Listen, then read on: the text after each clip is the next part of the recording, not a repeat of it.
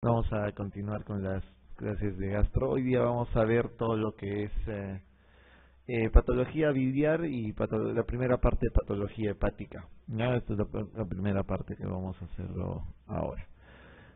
Van a ver en esta sesión de clases gran cantidad de preguntas nuevas, ¿no? Y sobre todo preguntas que han sido tomadas este año en el examen de residentado, así que vamos a empezar precisamente con una de las más sencillas y una de las que frecuentemente se hace como pregunta en los exámenes. ¿Cuál de los siguientes exámenes de laboratorio al incrementarse indica obstrucción de vías biliares? De ahí, fosfatasa y gamma-glutamil, correcto. Vamos a empezar mencionando dos cosas fundamentales.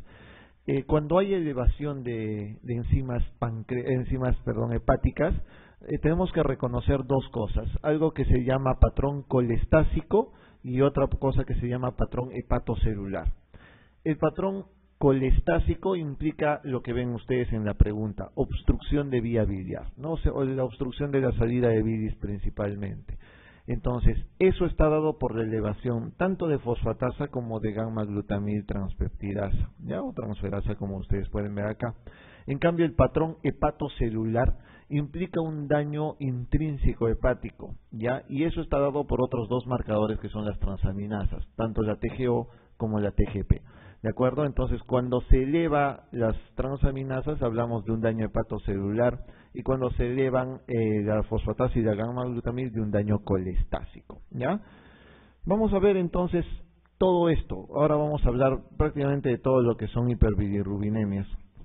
Hay una segunda pregunta bien común, ¿no? Para empezar con todo esto. ¿Cuál de estos trastornos, digamos, el aumento de la bilirrubina es de predominio directo? De predominio directo. Ahí los demás obviamente serán de predominio indirecto. Si se van a dar cuenta, los otros cuatro de acá son de predominio indirecto. Hoy día lo que les voy a mostrar, lo que les voy a enseñar, es precisamente para que no vuelvan a equivocarse nunca más con lo que es directo y lo que es indirecto. Ahora les voy a enseñar a qué parte pertenecen cada una de estas patologías en sí. Es cierto, ese ROTOR, el Dubin-Johnson y el ROTOR son parte de las hiperbilirrubinemias de tipo directo. Pero ahora van a ver más detalladamente eso. Van a ver ustedes que la hemoglobina se forma de esta manera. Miren el video en sí. Recuerden que la hemoglobina es parte de los eritrocitos en sí. Entonces, ¿de dónde sale la bilirrubina? La bilirrubina sale de esta división del hierro M con la globina. Recuerden que la globina simplemente son proteínas, ¿no? Y esas proteínas obviamente van a salir fuera de la célula en sí. Obviamente el hierro que forma parte del hierro M va a ir a la médula ósea o al hígado o al vaso para que pueda ser utilizado posteriormente. Pero el que nos interesa es este es el M. Ese M se convierte en biliverdina y posteriormente se convierte en bilirrubina. De ahí entonces se van a dar cuenta que ustedes que nace precisamente la bilirrubina. Esta va al hígado, obviamente transportada con la albúmina, y luego se va a conjugar. Todo lo que han visto anteriormente es bilirrubina indirecta. Posteriormente a la conjugación se convierte en bilirrubina directa para que ésta pueda ser eliminada por la orina como urobilinógeno o por las heces como estercobilina. ¿De acuerdo? Ese es más o menos el orden. Esto se los voy a repetir varias veces, de manera que lo van a entender muchísimo más fácil posteriormente. ¿Ya? Acá ven el gráfico, ya lo han visto como video. Recuerden que del M se convierte en biliverdina gracias a esta M-oxigenasa y luego de biliverdina se convierte en bilirrubina gracias a la biliverdina reductasa. O sea, eso es lo más importante. Desde acá, entiendan bien el detalle. Una vez que se rompe el eritrocito, se fracciona el eritrocito, la bilirrubina que se forma es una bilirrubina indirecta, ¿de acuerdo? Porque es una bilirrubina no conjugada. Entonces, no, cuando se rompe el eritrocito no hay bilirrubina directa, siempre nace como bilirrubina indirecta, o sea, como no conjugada, ¿de acuerdo? En el metabolismo de la bilirrubina, para que esta bilirrubina indirecta se convierta en bilirrubina directa, tiene que conjugarse. Y una pregunta de examen bien común es esa: ¿cuál es la enzima que normalmente permite que se conjugue la bilirrubina directa de indirecta a directa? Y es la UDP-glucuronil transferasa, ¿ya? Esa es una enzima que no deben olvidarlo jamás, la UDP-glucuronil transferasa. Otra vez, miren este detalle acá. Recuerden que la bilirrubina formada es una bilirrubina indirecta. Esa bilirrubina se viene unida a albúmina, como ustedes han visto previamente.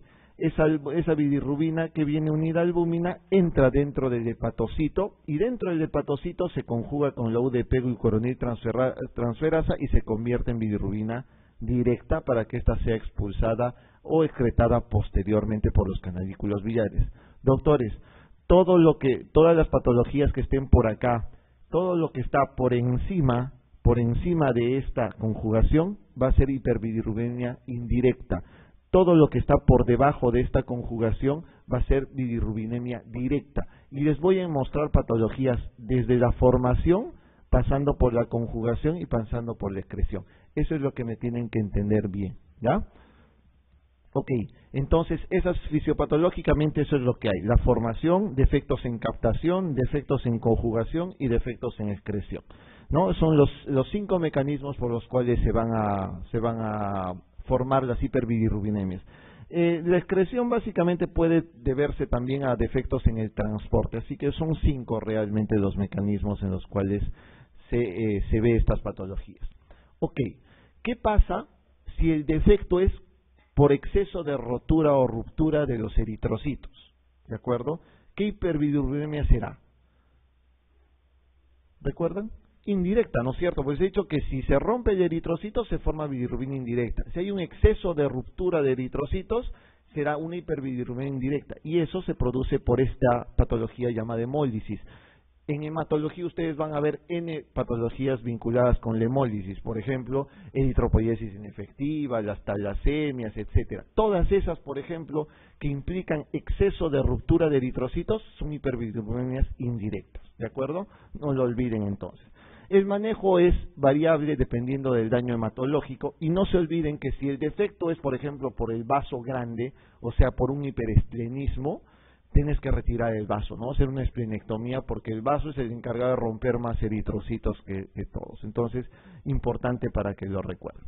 Ok, han visto un primer defecto, que es el defecto en la producción. El segundo defecto es un defecto en la captación. Miren, ya se ha formado bilirrubina, pero ahora el defecto, recuerden que este es el hepatocito, todo esto es el hepatocito, el defecto va a estar acá, en el momento del ingreso al hepatocito. Entonces, si el defecto es en el ingreso al hepatocito, esa patología se llamará síndrome de... Ese es el síndrome de Gilbert, famoso síndrome de Gilbert, ¿de acuerdo? Es un defecto en la captación del hepatocito. Pregunta, ¿qué tipo de hiperbilirrubinemia dará el Gilbert? ¿Directa o indirecta? Indirecta, por supuesto. Recuerden nuevamente que una vez que se conjuga, porque se conjuga acá, todo lo que está antes de la conjugación es indirecto, todo lo que va a estar después de la conjugación es directo, ¿sí? Entonces, como el defecto está acá, es una hiperbilirrubinemia indirecta. El Gilbert típicamente, doctores, es una patología netamente benigna. Son pacientes jóvenes que espontáneamente, después del ayuno, después del ejercicio o después del estrés, pueden desarrollar ictericia. Obviamente es una ictericia benigna, nunca mayor de 5 de bilirrubina total, o sea, nunca más de 5 miligramos por decilitro de bilirrubina total. Eso es importante de que lo sepan. Y siempre a predominio directo. Jamás va a haber hemólisis, no puede haber anemia en los pacientes que tienen hiperbilirrubinemia de tipo Gilbert, ¿de acuerdo? ¿Hay tratamiento? No hay tratamiento, doctores. Es una entidad netamente benigna, así que no se estén preocupando por un Gilbert simple para eso. Ok, ya han visto el defecto en la producción, es hemólisis. Defecto en la captación es Gilbert. Ahora el defecto va a estar acá, en la conjugación. Si el defecto está en la conjugación, para empezar, ¿es bilirrubinemia directa o indirecta? Indirecta, porque no se ha conjugado, ¿no es cierto? Se forma indirecta. Defecto en la captación, indirecta. Como no se puede conjugar, sigue siendo hiperbilirrubinemia indirecta. ¿Qué patologías son las que se producen por defecto en la conjugación? Es el famoso síndrome de Crigler-Najjar, ¿de acuerdo? Ese es el Crigler-Najjar, lo que ustedes han visto en pediatría o van a ver en pediatría posteriormente. El Krieger-Narr es de dos tipos. Ya les voy a enseñar un poquito de pediatría así sueltito nada más. El Krieger-Narr puede ser de dos tipos. El Krieger-Narr tipo 1 es un déficit total de UDP-glucuronil transferasa, mientras que el Krieger-Narr tipo 2 es un déficit parcial de la UDP-glucuronil transferasa. El Krieger-Narr tipo 1 se va a morir. El bebé se muere rápidamente porque no tiene forma de conjugar la bilirrubina. El Krieger-Narr tipo 2 todavía vive, tiene una expectativa de vida mayor. La ictericia fisiológica del recién nacido también forma parte de este tipo de hiperbilirrubinemias de tipo indirecto, porque también es un defecto en la conjugación, ¿de acuerdo? Esa es la ictericia fisiológica del recién nacido. Lo que hay que prevenir obviamente en el Krieger-Narr, ¿no?, que es el que tiene hiperbilirrubinemias muy altas, es el kernicterus. ¿Qué es el kernicterus? Es la impregnación de los ganglios basales con la bilirrubina. Y generalmente se da cuando la bilirrubina es más de 20 miligramos por decilitro. Eso es pregunta de examen por si acaso, ¿ya? Así que cuando la bilirrubina es más de 20 miligramos por decilitro, es un riesgo de kernicterus o de impregnación de los ganglios basales. Miren, defecto en la producción, hemólisis. Defecto en la captación, Gilbert. Defecto en la conjugación, Krieger-Narr, ictericia fisiológica del recién nacido. Ahora, el defecto va a estar en el transporte y en la excreción. ¿Qué tipo de hiperbilirrubinemia será? Directa, pues. Miren, otra vez, les he dicho que acá en la UDP-glucuronil transferasa se conjuga. Todos los defectos por detrás, indirecta. Todos los defectos, una vez conjugados, son hiperbilirrubinemias directas. Y acá, los defectos en transporte y excreción se llaman el Dubin-Johnson y el rotor, que era la pregunta a la que habíamos visto previamente. Y ahí es donde aparecen el Dubin-Johnson y el rotor. Muy bien, hemos hecho rápidamente eso. Eso es lo que tienen que aprender en ictericias, ¿no? Eso es muy fácil. Ahora, hay una pregunta en pediatría muy común, y miren que la pregunta se ha hecho el año pasado.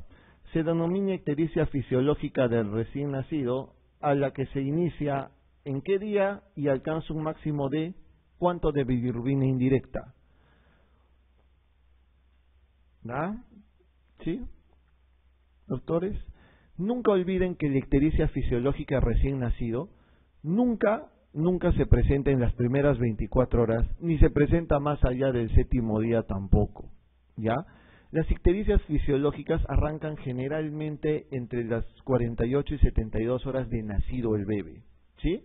Eso es importante que recuerden. Nunca una ictericia fisiológica, por eso se llama fisiológica, porque simplemente es un defecto inicial de la UDP, va a tener una bilirrubina más de 5 o 6 miligramos por decilitro. Jamás una ictericia fisiológica les va a llevar a kernicterus, por ejemplo, ¿no? Y simplemente el tratamiento es con fototerapias nada más. Entonces, no olvidar, por favor, que la ictericia fisiológica arranca el 2º o 3er día, no dura más allá de una semana y no acaba más de 5 o 6 miligramos por decilitro. Obviamente de hiperbilirrubinemia indirecta, ¿ya? Ya saben entonces, defectos de decreción, el Dubin-Johnson y el rotor, ya lo conocen. No se olviden, doctores, que hiperbilirrubinemia indirecta, que son los fundamentalmente las hemólisis que habíamos visto, el Gilbert, no van a dar coluria, no van a dar acolia. ¿Cuáles son las ictericias que suelen dar coluria y acolia? Las que tienen hiperbilirrubinemia directa, ¿de acuerdo? Las directas son las que dan coluria y acolia. Lo interesante es lo que les había mencionado en este caso, ¿no? El kernicterus cuando la bilirrubina es mayor de 20 miligramos por decilitro. Esto es un kernicterus para que no lo vuelvan a olvidar más, ¿no? La impregnación de los ganglios basales con la bilirrubina. En bilirrubina directa, este sí es el dato importante, no se olviden que sí hay coluria. ¿Por qué? Porque la bilirrubina directa sí se puede excretar por la orina, por consiguiente, esa es la que da el tono de un té cargado, así como ustedes ven en el gráfico. Esto es una hiperbilirrubinemia directa, esa es una coluria, ¿de acuerdo? A diferencia de esta orina que es normal. No olvidar que la hiperbilirrubinemia directa también puede ser fuera del Dubin-Johnson y del rotor, por cualquier obstrucción de la salida de bilis, ¿no es cierto? Llámese obstrucciones extrahepáticas como coledocolitiasis, cáncer de cabeza de páncreas, colangiocarcinomas, todo lo que dé obstrucción de la vía biliar obviamente será hiperbilirrubinemia directa. Es claro, porque ya está conjugada la bilirrubina y su defecto es al momento de excretar, nada más. ¿De acuerdo? Este cuadro, para que no lo olviden, Gilbert es indirecto, hiperbilirrubinemia indirecta. Krieger-Narhart es indirecta. El tipo 1 son ausencia total de UDP-glucoroniltransferasa y el tipo 2 una ausencia parcial. En el rotor, no se olviden que es un defecto en el transporte y almacenamiento de bilirrubina directa, por eso es hiperbilirrubinemia directa, y el Dubin-Johnson es un defecto en la excreción de la bilirrubina directa, también es hiperbilirrubinemia directa. No deben de fallar nunca con esas preguntas. Con eso está resuelto la mitad de las preguntas tranquilamente ictericia en pediatría y las de gastro. ¿De acuerdo? El síndrome de Krieger-Narhart tiene su origen en el déficit de ¿no es cierto? UDP-glucoroniltransferasa, ni duda de la respuesta, correcto. Un chico de 17 años, deportista, sin antecedentes de interés, acude al médico por presentar ictericia conjuntival ocasionalmente. Niega ingesta de fármacos y dolor abdominal. En los análisis se observa ALT, AST, GGT y fosfatasa normales, con bilirrubina total de 3.2 y bilirrubina directa de 0.4. No tiene anemia y el hígado es normal. Es una pregunta del MIR de este año. ¿Qué diagnóstico tiene ese paciente? Gilbert, ¿no es cierto? Es evidente lo que les he mostrado. Paciente joven con ictericia que normalmente nunca pasa de 5. ¿A predominio directo o indirecto? ¿Directo o indirecto, Gilbert? Indirecto, ¿no? Tiene 3.2 de bilirrubina total y 0.4 de directa, o sea, tiene 2.8 de bilirrubina indirecta. Es hiperbilirrubinemia indirecta, ¿de acuerdo? Y nunca este paciente se encuentra alterado ni con una otra alteración física ni sintomática, ¿no? Es un síndrome de Gilbert. Neonato de 12 días que recibe lactancia materna exclusiva, desde hace 5 días presenta coloración amarillenta de la piel hasta el abdomen, ganancia de peso de 300 gramos sin otras evidencias patológicas, bilirrubina indirecta de 9, hemoglobina normal. ¿Cuál es el diagnóstico? Otra pregunta de pediatría. A ver, la pregunta que les haría inicialmente es, yo sé que no todos han hecho pediatría todavía, pero la pregunta ¿es ictericia fisiológica, sí o no? No. ¿Por qué? Porque tiene ¿cuántos días? Tiene 12 días de nacido y el inicio de la ictericia se hace 5 días. Les he dicho que en la ictericia fisiológica arranca a las 48 a 72 horas y nunca pasa de 7 días.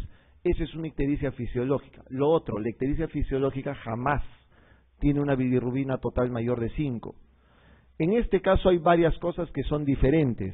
Para empezar, es tardío, ha arrancado el 7º día y este paciente tiene una hiperbilirrubina bien marcada, a predominio indirecto. Cuando ustedes tengan un paciente lactante, ya sea lactante, con inicio de ictericia después del 7º día y que le dure semanas y siempre a predominio indirecto, piensen en una ictericia por leche materna. ¿De acuerdo? La forma de diferenciar la ictericia fisiológica de la leche materna es el tiempo. La ictericia fisiológica arranca del 2º al 7º día. La de lactancia materna es desde el 7º día hasta el día 30. Dura incluso hasta 6 semanas. La hiperbilirrubinemia es indirecta en ambas, pero en la fisiológica generalmente nunca pasa más de 5. ¿De acuerdo? Eso es importante que recuerden bien para que no confundan en el examen. ¿Ya? Vamos a ver un poco de patología ya de adultos, que es la patología biliar en sí. La tríada de Charcot de la colangitis aguda consiste en... Esa es una pregunta regaladísima, ¿no? Eso lo conocen todos de golpe. Fiebre, dolor, ictericia, eso se repiten hasta por... Ok, ¿cuál de las dos entonces? ¿Cuál de la A o la B? ¿Cuál de las dos fiebres, dolores e ictericias que ven ahí? Porque ahí dice fiebre persistente, dolor e ictericia. Y el otro dice fiebre en picos, dolor e ictericia. ¿Cuál de ellas será? Ahí se vuelve más científica la cosa, ¿no? Muy fácil que les pongan fiebre, dolor e ictericia nomás. ¿Cuál será? No olvidar que la fiebre siempre es una fiebre en picos, ¿ya? La ictericia, la de la colangitis, hace fiebre en picos, altas y bajas, y luego tiene dolor e ictericia totalmente. Eso es importante. No deben de fallar nunca con lo que es triada de Charcot. La introducción normalmente de la patología de vía biliar, ya saben que la causa más frecuente de colangitis obviamente es la obstrucción de la vía biliar por los cálculos, ¿no? Por la litiasis biliar, por la coledocolitiasis. Aquí tienen la causa normalmente de colangitis. El 85% es por coledocolitiasis, es decir, por cálculos en el colédoco. Otras causas menores son cánceres, estenosis, parasitosis, etcétera. Doctores, no deben olvidar esto para el examen. Triada de Charcot, fiebre, dolor e ictericia, fiebre en picos, por si acaso. No olvidar que existe también lo que se llama pentada de Reynolds. Y la pentada de Reynolds tiene tanto la triada de Charcot como dos datos más, que son el shock y la alteración de conciencia o encefalopatía. Esa es la pentada de Reynolds. Eso también es pregunta de examen. Ok. Doctores, como todo eso, esas son preguntas obviamente comunes de exámenes de admisión, pero es algo que ya no se utiliza muy frecuentemente. Esto es algo que se utiliza actualmente para el diagnóstico de colangitis. Para términos del examen tienen que saber qué es Charcot mínimamente, pues, ¿no?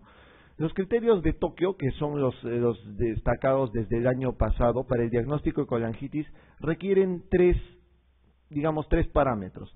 Un parámetro primero de inflamación sistémica, en el cual debe haber o fiebre o alteraciones en el laboratorio, basado principalmente en leucocitosis o PCR elevado. Debe haber colestasis. La colestasis está dada por bilirrubina total mayor de 2 o por elevación de los test de colestasis, ¿no? Fosfatasa alcalina, gamma-glutamil transpeptidasa, elevados más de 1.5 veces el valor normal. O una prueba de imágenes que sea concluyente, en este caso dilatación de vía biliar, o que ustedes evidencien el cálculo realmente en el colédoco de alguna manera. Para el diagnóstico de colangitis solo necesitan un criterio de A, un criterio de B y un criterio de C. Uno de cada uno es suficiente para el diagnóstico de colangitis, ¿de acuerdo? Eso es lo que se utiliza ahora actualmente para el diagnóstico de colangitis. Y les muestro la evidencia de por qué es mejor utilizar criterios de Tokio. Para empezar, la sensibilidad de la triada de Charcot es muy baja. ¿Por qué? Porque fiebre, dolor y ictericia lo encuentran en cualquier patología biliar, incluyendo hasta una pancreatitis con coledocolitiasis, puede tener fiebre, dolor y ictericia y ustedes están catalogando como colangitis. ¿De acuerdo? Entonces la sensibilidad del Charcot es bajísima, ya, pero la especificidad suele ser bastante alta. En cambio, los criterios de Tokio tienen alta sensibilidad y la especificidad, si bien es cierto, no es muy alta, es bastante aceptable. Por consiguiente, la recomendación es que utilicen tanto los criterios de Tokio como los criterios de Charcot para que puedan hacer un diagnóstico correcto de colangitis. ¿De acuerdo? Eso es importante. Pregunta 8. ¿El procedimiento inicial de elección para investigar una posible obstrucción de vías biliares es? Esta es una de las preguntas que se repite con más frecuencia en los exámenes. ¿Qué es lo primero que deben hacer? ¿Cuál es el procedimiento de elección? Entonces, ¿qué contestarían acá como el procedimiento inicial para investigar una obstrucción de vías biliares? ¿Ecografía? Correcto. Doctores, cuando ustedes sospechen de colestasis o de obstrucción de vía biliar, lo primero que se pide es una ecografía. Siempre. Lo primero que se pide es una ecografía. No se manden primero con una resonancia, no se manden pidiendo una CEPRE por cosas que no deben pedirse así nomás. Lo primero que se pide siempre es una ecografía, ¿de acuerdo? Ese es el dato importante. Obviamente no es el de elección. Que sea lo primero que se utiliza no es lo primero para ver coledocolitiasis. ¿Cuál es el examen de elección para ver coledocolitiasis? ¿Es la colangioresonancia 1 o la ecoendoscopía 2?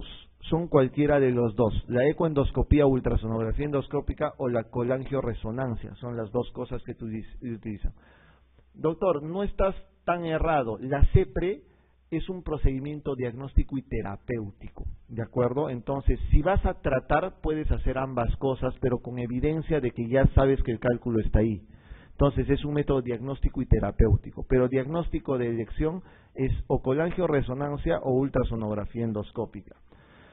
Este cuadro no deben de olvidar nunca. Este cuadro les sirve para todas las preguntas de ictericia en adultos, absolutamente para todas. Si se aprenden este cuadro de memoria, nunca van a tener problemas para poder resolver una pregunta de ictericia. Cuando tengan una pregunta en el examen con bilirrubinas elevadas, vean si la bilirrubina es indirecta o directa primero. Eso es lo que tienen que analizar. Si la bilirrubina es indirecta, vean si el paciente está anémico o si no está anémico. ¿Qué pasaba si es bilirrubina indirecta con anemia? Es que se están rompiendo los eritrocitos. ¿Recuerdan? Eso se llama hemólisis. ¿Y qué pasa si tiene una hiperbilirrubina indirecta, pero el paciente está absolutamente normal? ¿Recuerdan qué era eso? Es el famoso síndrome de Gilbert. Eso es lo que deben de recordar en hiperbilirrubina indirecta. En el caso de la directa, tienen que ver qué es lo que se eleva. Cuando tienen un paciente con 8, 9 de bilirrubina y 7 de 6 a predominio directo, tienen que ver qué se eleva, si se elevan las transaminasas o se elevan los factores de colestasis. Ya les he explicado eso al inicio de la clase. Si es hepatocelular, se va a elevar entonces las transaminasas. ¿Qué implica eso? Que va a haber una hepatitis. ¿De qué tipo? Si predomina la TGP, generalmente es viral. Si predomina la TGO, generalmente es alcohólica. Pregunta de examen repetida hasta el cansancio en los exámenes es: paciente que tiene la TGO el doble de la TGP, ¿qué tipo de hepatitis será? Es una hepatitis por alcohol. Eso preguntan a cada rato en los exámenes, por si acaso. En el caso de que la hiperbilirrubinemia sea a predominio colestásico, quiere decir que el defecto es un defecto en la salida de bilis, hay obstrucción. Entonces lo que tienen que ver es una ecografía. En la ecografía tienen que ver si la vía biliar está dilatada o está normal. Tienen un paciente de 70 años que tiene 10 de bilirrubina directa, de 10 de bilirrubina total con 9 de bilirrubina directa, y tiene un colédoco que está recontradilatado en 12 o 13 milímetros. ¿Qué es lo que está pasando? Un síndrome periampular, coledocolitiasis, cáncer de cabeza de páncreas, colangiocarcinoma, estenosis de la vía biliar, lo que ustedes quieran, pero es un síndrome periampular. Es por obstrucción de la salida de bilis. Ok, tienen una paciente de 30 años, hiperbilirrubina directa, tiene 10 de bilirrubina total, 9 de bilirrubina directa, pero la ecografía es normal. ¿En qué piensan? Ahí no van a pensar que el defecto es una salida por obstrucción. Es un tipo de colestasis intrahepática. ¿Cuáles son estas? Cirrosis biliar primaria, o la otra puede ser una hepatitis autoinmune, por ejemplo. Eso es lo que deben de recordar. Si recuerdan eso, no van a tener nunca problemas para el examen. ¿De acuerdo?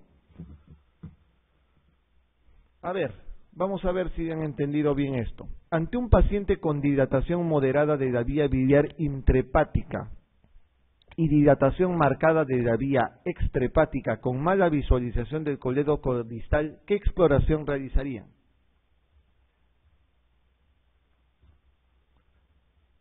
¿Qué exploración realizarían?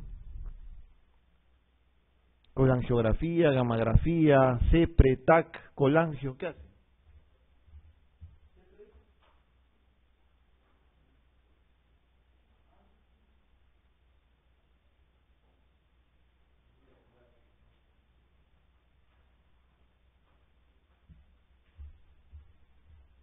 Doctores, se supone que la dilatación de la vía biliar se ha visto ¿por qué método?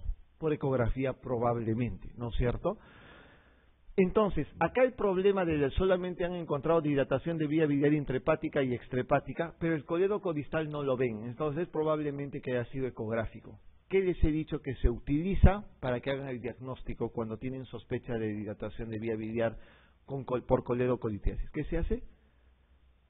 Una colangioresonancia. Eso es lo que les he repetido varias veces hace un momento, ¿de acuerdo? La alternativa, ¿cuál sería? Una ultrasonografía endoscópica. ¿Por qué no se hace CEPRE? Porque tú no tienes acá la evidencia todavía de que sea una coledocolitiasis. Tienes que demostrarla o con ecoendoscopía o con colangioresonancia. ¿Estamos? Entonces, eso es lo que se tiene que hacer. ¿De acuerdo? Una vez que tienen sospecha por dilatación nada más, se hace primero una colangioresonancia o la alternativa es una ecoendoscopía. Pregunta 10, una pregunta de hace 2 años. A ver, ¿cuál es el procedimiento diagnóstico inicial en sospecha clínica de colelitiasis? ¿Qué es colelitiasis? Para empezar, no coledocolitiasis por si acaso. Es colelitiasis. Colelitiasis significa cálculos en vesícula o litiasis vesicular, nada más. ¿Qué se hace? Lo inicial. Lo mismo que les he dicho, siempre ecografía abdominal, es lo primero que se hace. ¿De acuerdo? Muy bien.